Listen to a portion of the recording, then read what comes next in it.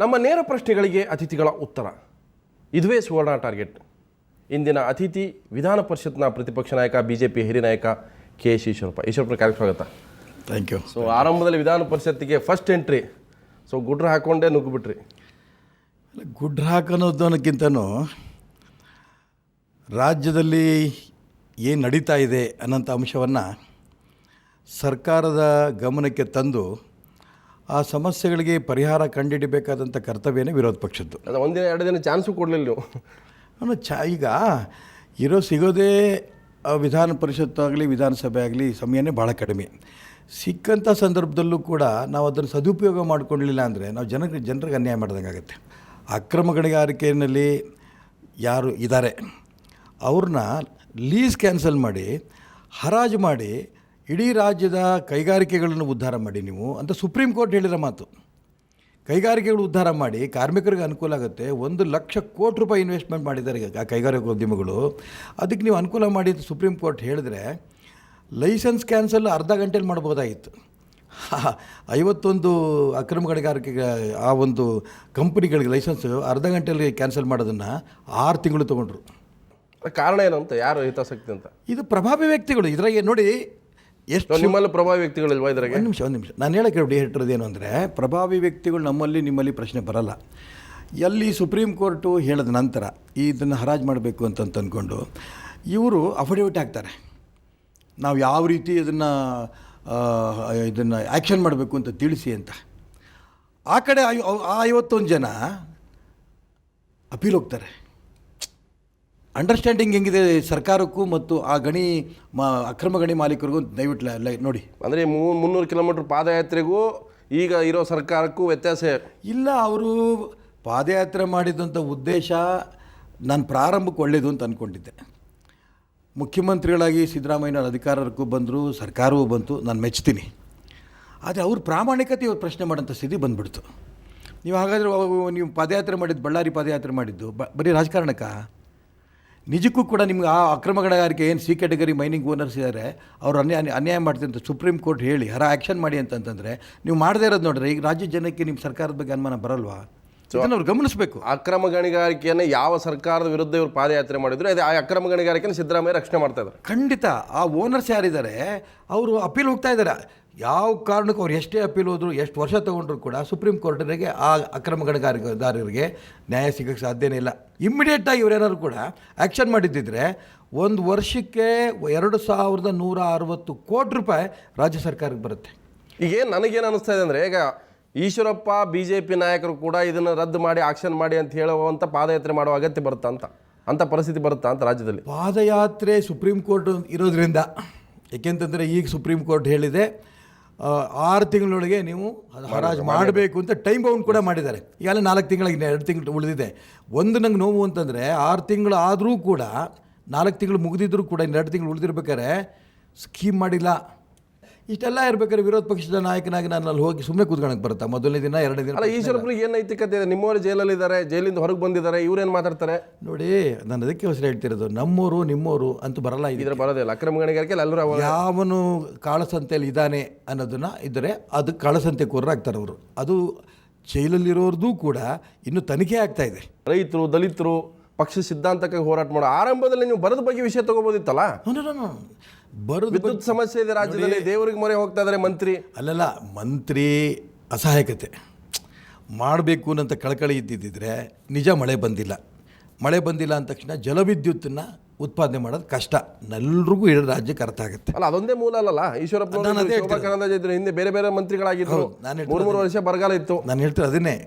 ಒಬ್ಬ ವಿದ್ಯುತ್ ಮಂತ್ರಿ DK ಶಿವಕುಮಾರ್ ಅವರು ವಿಧಾನ ಪರಿಷತ್ತಿಗೆ ಬಂದು ಮಳೆ ಬಂದಿಲ್ಲ, ಇನ್ನು ದೇವರೇ ಕಾಪಾಡಬೇಕು ವಿದ್ಯುತ್ತಿಗೆ ಏನಂತ ಮಾತನ್ನು ಹೇಳಿದ್ರೆ ರಾಜ್ಯದ ಜನಕ್ಕೆ ಇದೇನು ಅಸಹಾಯಕತೆ ತೋರಿಸ್ತಾ ಇದ್ದಾರೆ, ಇವರು ಶಕ್ತಿ ಇಲ್ವಾ ಅಂತ ಒಪ್ಕೊಂಡಂಗಾಗತ್ತೆ. ಅವರು 1 ತಿಂಗಳಿಂದ ಏನು ಹೇಳಿದ್ರು, ಈ ಬೇಸಿಗೆಯಲ್ಲಿ ಏನೇ ಸಮಸ್ಯೆ ಬಂದರೂ ವಿದ್ಯುತ್ತಿಗೆ ನಾನು ಸಮಸ್ಯೆ ಮಾಡೋದಿಲ್ಲ, ನಾನು ಹೇಗಾದರೂ ಮಾಡಿ ಸರಿ ಮಾಡ್ತೀನಿ ಅಂತ ಹೇಳಿದಂಥವ್ರು ಇವತ್ತು ಕೈ ಎತ್ತಿದ್ದಾರೆ, ದೇವ್ರ ಮೇಲೆ ಭಾರ ಹಾಕಿದ್ದಾರೆ. ಅಲ್ಲ, ಅದಕ್ಕೇ ದೇವ್ರ ಮೇಲೆ ಭಾರ ಹಾಕೊಂಡು ಹೇಳಿಕೆ ಕೊಟ್ಕೊಳೋದಲ್ಲ. ಕರ್ನಾಟಕ ರಾಜ್ಯದ ದೇವರು ಅಂದರೆ ಜನನೇ. ಆ ಜನರ ಸಮಸ್ಯೆ ಪರಿಹಾರ ಮಾಡೋದಕ್ಕೆ ನಾವು ಏನೇನು ಮಾಡಬೇಕು ಅನ್ನೋದು ಅವ್ರ ಮೈ ಮರೆತರು ಕೂಡ ನಾವು ಅವ್ರು ಬಿಡೋದಿಲ್ಲ. ರಾಜ್ಯದಲ್ಲಿ ಭಾಳ ದೊಡ್ಡ ಬರದ ಭಯ ನಮ್ಗೆ ಕಾಡ್ತಾ ಇದೆ. ಈಗ ನಮ್ಮ ಕಣ್ಣು ಮುಂದೆ ನಮ್ಮ ಎದುರೇ ಇದೆ. ಇದು ಇನ್ನೊಂದು ವಾರ 10 ದಿವಸ ಮಳೆ ಬರದೆ ಹೋದರೆ ಬೆಳೆಗಳ ನಾಶ ಆಗುತ್ತೆ. ಈಗಾಗಲೇ ಮುಂಗಾರು ಸಂಪೂರ್ಣ ಕೈ ಕೊಟ್ಟಿದೆ, 80% ಕರೆಂಟ್ ಇಲ್ಲ ಅಂತಂದರೆ ಯಾರಿಗೂ ಕೂಡ ವಿದ್ಯುತ್ ಸಿಗೋದಿಲ್ಲ. ವಿದ್ಯುತ್ತಿನ ಬರ ಕೂಡ ಇದೆ ಈಗ. ನೋಡಿ, ಎಕ್ಸ್ಪರ್ಟ್ಸ್ ಅಭಿಪ್ರಾಯದ ಪ್ರಕಾರ ಇವತ್ತು ಇಡೀ ದೇಶಕ್ಕೆ 40% ಮಳೆ ಇಲ್ಲ. ಇಡೀ ದೇಶಕ್ಕೆ. ಕರ್ನಾಟಕದ ಪರಿಸ್ಥಿತಿನೂ ಕೂಡ ಏನು ಹೊರತಿಲ್ಲ. ಆದರೆ ಅದಕ್ಕೋಸ್ಕರ ಹೇಳ್ತೀನಲ್ಲ, ಈ ಕಾಂಗ್ರೆಸ್, ನಾನು ನಿಮ್ಮ ವೇದಿಕೆಯೂ ಕೂಡ ನಾನು ರಾಜಕೀಯಕ್ಕೆ ದುರ್ಬಳಕೆ ಮಾಡ್ಕೊಳಕ್ಕೆ ಇಷ್ಟಪಡಲ್ಲ. ಪೊಲಿಟಿಕಲ್ ಪಾರ್ಟಿ ಅಂದ ತಕ್ಷಣ ಆಡಳಿತ ನಡೆಸ್ತಾರಂತ ರೂಲಿಂಗ್ ಪಾರ್ಟಿಗೆ ಅಥವಾ ರೂಲಿಂಗ್ ಯಾರು ಇರ್ತಾರೋ ಅವ್ರಿಗೆ ಕಿವಿ ಹಿಡಿದು ಹೇಳ್ಬೇಕು. ನನ್ನ ಪಾಯಿಂಟ್ ಅದೇ ಹೇಳಕ್ಕೆ ಹೊರಟಿರೋದು. ನಾನು ಸಣ್ಣ ಪುಟ್ಟ ಗೊಂದಲಗಳು, ಗುಂಪುಗಾರಿಕೆಗಳು ಅವ್ರ ಪಾರ್ಟಿಗಳಿಗೆ ಇರುತ್ತೆ. ನಾನು ಅದಕ್ಕೆ ಭಾಳ ಒತ್ತು ಕೊಡೋಕ್ಕೆ ಹೋಗಲ್ಲ. ಇದ್ರ ಮುಖಾಂತರ ನಾನು ಹೇಳಕ್ಕೆ ಕೊಟ್ಟಿದ್ದೀನಿ ಅಂತಂದರೆ, ಮುಖ್ಯಮಂತ್ರಿಗಳು, KPCC ಅಧ್ಯಕ್ಷರು, ಸಚಿವ ಸಂಪುಟದವರು ಒಟ್ಟೊಟ್ಟಿಗೆ ಕೂತು ಚರ್ಚೆ ಮಾಡಿ ಕರ್ನಾಟಕ ರಾಜ್ಯ ಏನೇನು ಸಮಸ್ಯೆಗಳಿದೆ, ಯಾವ್ಯಾವ, ಈಗ ಯಡಿಯೂರಪ್ಪನವರು ಮುಖ್ಯಮಂತ್ರಿ ಆಗಿದ್ದಾಗ, ಸದಾನಂದ ಗೌಡರು ಮುಖ್ಯಮಂತ್ರಿ ಆಗಿ, ಜಗದೀಶ್ ಶೆಟ್ಟರ್ ಮುಖ್ಯಮಂತ್ರಿ ಆಗಿ, BJPನಲ್ಲಿ ಗೊಂದಲ ಇರಲಿಲ್ಲೇನು? ಇವ್ರದಂತ ಗೊಂದಲ ಇದು, ಇವ್ರಿಗಿಂತ ದೊಡ್ಡದಿತ್ತು. ಸಿಕ್ಕಾಪಟ್ಟೆ ಗೊಂದಲ ಇದ್ವಿ. ಸೆಂಟ್ರಲ್ ಪ್ಲಾನಿಂಗ್ ಕಮಿಷನರ್ ಹೇಳಿದ್ರು, ಗುಜರಾತ್ ಮೊದಲನೇ ಸ್ಥಾನ ಇದ್ದರೆ ನೀವು ಕರ್ನಾಟಕ 2ನೇ ಸ್ಥಾನ ಅಂತ. ಸೊ ನೀವು ಹೇಳಕ್ ಹೊರಟಿರೋದು ಇವರ ಆಂತರಿಕ ಪಾರ್ಟಿಯ ಸಂಘರ್ಷ ಇದ್ರ ಮೇಲೆ ಎಫೆಕ್ಟ್ ಆಗ್ತಾ ಇದೆ.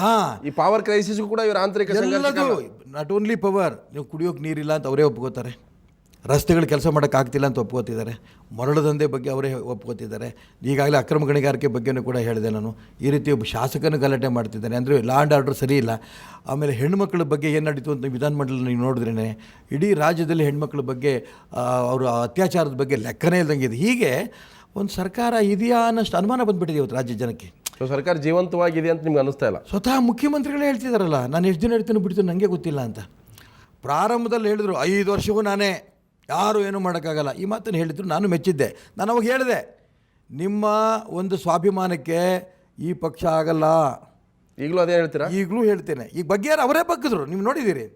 ನಾನು ಅವತ್ತೇ ಹೇಳಿದೆ, ನಿಮ್ಮ ಸ್ವಾಭಿಮಾನಕ್ಕೆ ಬಿಡೋದಿಲ್ಲ ಇವರು, ನಿಮ್ಮ ಒಳ್ಳೆಯ ಹೆಸರು ತೊಗೊಳಕ್ಕೆ ಬಿಡೋದಿಲ್ಲ. ಕೇಂದ್ರದಲ್ಲಿರ್ಬೋದು, ರಾಜ್ಯದಲ್ಲಿರ್ಬೋದು ನಿಮ್ಮ ಕಡಿವಾಣ ಹಾಕ್ತಾರೆ. ನೀವು ಯಾವತ್ತಲ್ಲಿ ಬಿಸಾಕ್ ಬರ್ತೀರೋ ಅಧಿಕಾರ ನಂಗೆ ಗೊತ್ತಿಲ್ಲ. ಸ್ವಾಭಿಮಾನಿ ಸಿದ್ದರಾಮಯ್ಯ. ಖಾದರ್ ಹೇಳ್ತಾರೆ, ನಾನು ಮುಂದಿನ 3 ತಿಂಗಳು ಉತ್ತರ ಕೊಡಬೇಕು ಅಂತ. 3 ತಿಂಗಳು ಇದ್ದರೆ ಬರಲೇಬಾರ್ದು ಒಂದು ಮೆಜಾರಿಟಿ. ಇವತ್ತು ರಾಜ್ಯದಲ್ಲಿ ಅಧಿಕಾರಿಗಳಿಗೆ ಅನ್ಸುತ್ತೆ, ಖಾದರ್ ಇವತ್ತು ಆ ಮಾತನ್ನು ಹೇಳಿದ್ರೆ, ವೈಯಕ್ತಿಕ ಖಾದರ್ ಅಲ್ಲ ಅವರು, ಸಚಿವರ ಅಧಿಕಾರಿಗಳೇ ಇವ್ನು ನಾಳೆ ಹೋಗ್ತಾನೆ ಅಂತ ಇವನ್ ಮಾತು ನಾವೇ ಕೇಳಬೇಕು. ಹಾಗೆ ಸಿದ್ದರಾಮಯ್ಯ ಕೂಡ ನಾಳೆ ಹೋಗ್ತಾನೆ ಇವ್ರ ಮಾತೆ ಕೇಳ್ಬೇಕು ಅನ್ಬೋದು ಅಧಿಕಾರಿಗಳು. 100ಕ್ಕೆ 100 ಸತ್ಯ. ನಾನು ಇರ್ತೇನೆ, ನಾನು ಈ ರಾಜ್ಯ ಆಳ್ತೇನೆ, ಯಾವುದೇ ತಪ್ಪು ಮಾಡಿದ್ರು ಕೂಡ ಬಿಡೋದಿಲ್ಲ ಅವರಿಗೆ, ಒಳ್ಳೆ ಹೆಜ್ಜೆಯಲ್ಲಿ ಹೋಗ್ತೇನೆ, ಬಡವ್ರ ಪರ ಹೋಗ್ತೇನೆ, ಬರೀ ಹಿಂದ ಉದ್ಧಾರ ಮಾಡ್ತೇನೆ ಅಂತ ಹೇಳಿದ್ರೆ ಏನು ಮಾಡಿದ್ದಾರೆ ಉದ್ಧಾರ? ನಾನು ದಲಿತರಿಗೆ ಉದ್ಧಾರ ಮಾಡಿದ್ದು ಒಂದು ಹೇಳಿ ನೋಡೋಣ. ನಮ್ಮೆಲ್ಲ ಕುರುಬರು ಹೇಳ್ತಾರೆ ಸಿದ್ದರಾಮಯ್ಯರು ಮುಖ್ಯಮಂತ್ರಿ ಮಾಡಿದ್ರೆ ಅದು ಮಾಡ್ತಾರೆ ಇದು ಮಾಡ್ತಾರೆ ಅಂತ. ಯಡಿಯೂರಪ್ಪನವ್ರು ಕುರುಬರಲ್ಲ. ಆದರೆ ಕನಕದಾಸರ ಫಾಲೋಯರು ಭಾರತೀಯ ಜನತಾ ಪಾರ್ಟಿಯವರು. ಕನಕದಾಸ ಜಯಂತಿ ರಜಾ ಕೊಟ್ವಿ. ಯಾಕೆ? ಕುಲ ಎಂದು ಹೊಡೆದಾಡಿದ್ರೆ ಅಂತ ಹೇಳಿದಂಥ ಆ ಮಹಾಪುರುಷನ ವಿಚಾರ ಇಡೀ ಸಮಾಜಕ್ಕೆ ಹರಡಬೇಕು ಅಂತ ಕೊಚ್ಕೊಳ್ಳಲಿಲ್ಲ. ಅಲ್ಲ, ಕನಕದಾಸ ಜಯಂತಿಗೆ ರಜೆ ಕೊಟ್ಬಿಟ್ರೆ ಅದೇನು ದೊಡ್ಡ ಅನುಕೂಲ ಆಗಲ್ಲ. ಆ ವರ್ಗಕ್ಕೆ ನ್ಯಾಯ ಸಿಗಬೇಕಲ್ಲ. ಅದಕ್ಕೆ ನಾನು ಹೇಳ್ತಿರೋದು, ಆ ವರ್ಗಕ್ಕೆ ನ್ಯಾಯ ಕೊಡೋ ದಿಕ್ಕಿನಲ್ಲಿ ಎಷ್ಟು ಹಣ ಬಿಡುಗಡೆ ಮಾಡಿದ್ದೀವಿ. ಸಿದ್ದರಾಮಯ್ಯ 5 ವರ್ಷ ಇರ್ತಾರೋ ಇರಲು ನನಗೆ ಅನುಮಾನ. ಯಾಕೆಂದರೆ ಅವರು, ನಿಮಗೆ ಅನುಮಾನ ಬಂದಿದೆ ಅಂತಂದರೆ ಕಾಂಗ್ರೆಸ್ನವ್ರಿಗೆ ಇನ್ನೂ ದೊಡ್ಡ ಭರವಸೆ ಬರುತ್ತೆ. ಒಂದು ಗುಂಪಿಗೆ ಖುಷಿ. ಯಾಕೆ ಅಂತಂದರೆ ಅವರು ಈ ರೀತಿ ಆಕಸ್ಮಿಕವಾಗಿ ಯಾವುದೋ ಪಕ್ಷದಿಂದ ದಡ್ಡ ಅಂತ ಇಲ್ಲಿ ಬಂದು ವಿರೋಧ ಪಕ್ಷದ ನಾಯಕರು ಆಗಿ ಮುಖ್ಯಮಂತ್ರಿನೂ ಆಗಿಬಿಟ್ರು ಅಂತ ಅಂದ್ಕೊಂಡು ಒಳಗಡೆನೇ ಅನೇಕರು ಬೇಜಾರಿದೆ. ಹೊಟ್ಟೆ ಹುಣ್ಣಿದೆ. ಈಗ ನಾನು ಪೂರ್ಣ ವಿವರಕ್ಕೆ ಹೋಗಲ್ಲ, ನೀವು ಹೇಳ್ತೀರಿ, ನಿಮ್ಮ ಭಾಷೆ ನೀವು ಬಳಸಿ. ಬೇಜಾರಿದೆ. ಅವರು ಈಗ ಕುತಂತ್ರ ಸುಮ್ಮನೆ ಮಾಡಲ್ಲ, ಬೀರಲ್ಲ. ಅವರು ಕುತಂತ್ರ ಮಾಡ್ತಾನೇ ಇರ್ತಾರೆ ರಾಜಕಾರಣದಲ್ಲಿ. ಪರಮೇಶ್ವರ್ ಅವರು 10 ಬಾರಿ ಹೊಡ್ಕೋತಾ ಇದ್ದಾರೆ, ನಾನು ಉಪಮುಖ್ಯಮಂತ್ರಿ ಆಗಬೇಕು, ನಂದೇನು ಅಭ್ಯಂತರ ಆಗಲಿ. ಆದರೆ ಎಲ್ಲಿ ತನಕ KPCC ಅಧ್ಯಕ್ಷರು ಹೇಳೋಂಥ ಸ್ಥಿತಿ ಬಂದದ್ದು? ಅವ್ರು ಮುಖ್ಯಮಂತ್ರಿ ಇನ್ನು ದಲಿತರನ್ನ, ಹಿಂದುಳಿದವರು, ಅಲ್ಪಸಂಖ್ಯಾತ ಉದ್ಧಾರ ಮಾಡ್ತೀನಿ ಅಂತ ಅವ್ರು ಹೇಳಿದ್ರೆ, ಇವ್ರು ಬಹಿರಂಗವಾಗಿ ದಲಿತರ ಸಭೆಯಲ್ಲಿ ಹೇಳ್ತಾರೆ, ದಲಿತರನ್ನ, ಹಿಂದುಳಿದವ್ರನ್ನ ಸಿದ್ದರಾಮಯ್ಯ ನೇತೃತ್ವದ ಸರ್ಕಾರ ತುಳಿತಾ ಇದೆ. BJP ಅಧ್ಯಕ್ಷ ಪ್ರಹ್ಲಾದ್ ಜೋಶಿ ಹೇಳಿದ್ದಲ್ಲ, ಈಶ್ವರಪ್ಪ ಹೇಳಿದ್ವಲ್ಲ, KPCC ಅಧ್ಯಕ್ಷ ಪರಮೇಶ್ವರ್ ಹೇಳ್ತಾರೆ ಸಿದ್ದರಾಮಯ್ಯನವರು ದಲಿತರನ್ನ ಹಿಂದುಳಿದ ತುಳಿತಾರೆ ಅಂತ. ಹಿಂಗಿರಬೇಕಾದ್ರೆ ಯಾರು ನಂಬ್ತಾರೆ ಇವರು ಹಿಂದುಳಿದ ದಲಿತರು ಉದ್ಧಾರ ಮಾಡ್ತಾರೆ ಅಂತ? ಜೊತೆ ಇನ್ನಷ್ಟು ವಿಷಯ ಚರ್ಚೆ ಮಾಡ್ತೀವಿ. ಅದಕ್ಕಿಂತ ಮೊದಲು ಒಂದು ಬ್ರೇಕ್.